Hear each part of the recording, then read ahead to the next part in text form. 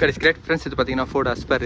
இந்த வண்டி வந்து பார்த்தீங்கன்னா ஒரு 2017 மாடல். இந்த வண்டியில் என்ன ப்ராப்ளம்னா ஒரு கிளச்சி ஃபெயிலியர் தான். இப்போ அதுதான் இந்த வீடியோவில் போடுறேன் பாருங்கள் ஃப்ரெண்ட்ஸ். இந்த அஸ்பரோட ரன்னிங் கிலோமீட்டர் வந்து பார்த்தீங்கன்னா 60,000 கிலோமீட்டர் ஓடி இருக்கு. 60,000 கிலோமீட்டர் ஓடும். இந்த கிலோமீட்டர்லேயே வந்து பார்த்தீங்கன்னா இதோட கிளச்சி ஃபெயிலியர் பாருங்கள்.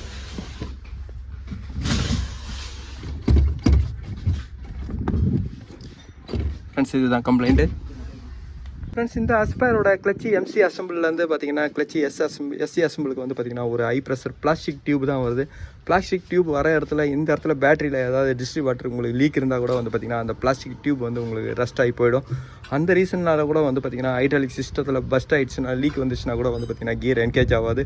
இந்த வண்டியோட கம்ப்ளைண்ட் வந்து பார்த்தீங்கன்னா ஹைட்ராலிக் சிஸ்டம் வந்து உங்களுக்கு ப்ராப்பராக இல்லை. அந்த ஹைட்ராலிக் சிஸ்டத்துக்கும் ப்ராப்பராக இல்லை. அதுவும் இல்லாமல் வந்து பார்த்தீங்கன்னா கிளச்சோட கியர் பாக்ஸ் உள்ளவும் வந்து பார்த்தீங்கன்னா சிலிண்டர் இருக்குது. ஃப்ளட்டில் போகும்போது வந்து பார்த்தீங்கன்னா அந்த தண்ணி உள்ளே போகும்போதும் வந்து பார்த்தீங்கன்னா கிளச்சி ஃபெயிலியர் ஆகிறதுக்கு நிறைய ரீசன் இருக்குது. இப்போ இது எந்த கம்ப்ளைண்ட்டு நான் பார்க்குறேன்.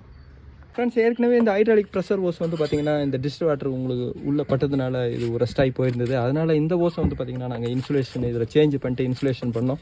ஆனால் இந்த ஓஸில் எதுவும் டேமேஜ் இல்லை.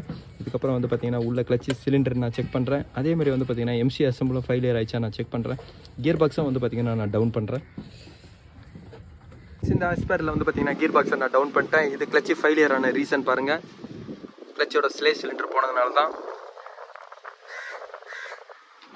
ஃப்ரெண்ட்ஸ் ஸ்லே சிலிண்டரில் வந்து பார்த்தீங்கன்னா லீக் ஆகும்போது அங்கே ஹைட்ராலிக் சிஸ்டம் வந்து பார்த்தீங்கன்னா லாக் ஆகாது. அந்த ஹைட்ராலிக் சிஸ்டம் லாக் ஆகலைன்னும் போது வந்து பார்த்தீங்கன்னா கிளச்சும் உங்களுக்கு ஒர்க் பண்ணாது.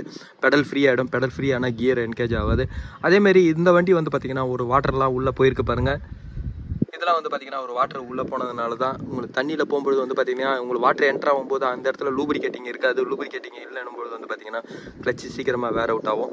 இந்த ரிலீஸ் பேரிங் போன ரீசனே வந்து பார்த்தீங்கன்னா இந்த மாதிரி தான் வாட்டர் உள்ளே போனதுனால தான்.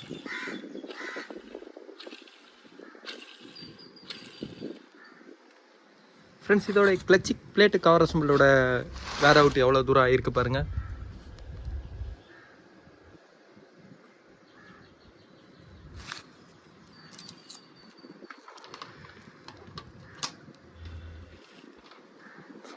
ஒரு ப்ராப்பராக டிரைவிங் பண்ணலைன்னும்போது வந்து பார்த்திங்கன்னா இந்த மாதிரி வரும். கிளச்சை ஓவராக வந்து அவங்க ரைஸ் பண்ணி ஓட்டுறது. அதேமாதிரி வந்து பார்த்திங்கன்னா ஒரு ஃப்ளட்டில் போகும்போது அந்த இடத்துக்கு போயிட்டு வந்தோன்னா அதை ஒரு ப்ராப்பராக செக் பண்ணுறது இதெல்லாம் இல்லாதனால தான் வந்து பார்த்திங்கன்னா இந்த வண்டியோட கிளச்சி சீக்கிரமாக போனதோட ரீசனு. இந்த கிளச்சி பிளேட்டை வந்து பார்த்திங்கன்னா எவ்வளோ வேர் அவுட் ஆகிட்டு பாருங்கள் இவ்வளோ கிலோமீட்டர்லேயே. ஃப்ரெண்ட்ஸ் இதுக்கு வந்து பார்த்திங்கன்னா நான் ஒரிஜினல் பிளேட்டு கவர் அசம்பிள் தான் வாங்கியிருக்கேன். இதோட ரேட்டு பாருங்கள். அதே கிளச்சி ஸ்லே சிலிண்டரு இதோட ரேட்டு. ஃப்ரெண்ட்ஸ் ஃபோர்டில் வந்து பார்த்திங்கன்னா 1.4 இன்ஜினில் வந்து பார்த்திங்கன்னா டீசல் இன்ஜினில் எல்லாமே வந்து பார்த்திங்கன்னா கிளச் பிளேட் கவர் அசம்பிள் எல்லாமே ஒரே ப்ரைஸ் தான் வரும். ஒரே பார்ட் நம்பர் தான் வரும். நான் அந்த கிளச் பிளேட் கவர் அசம்பிள் நான் ஃபிட் பண்ணுறேன்.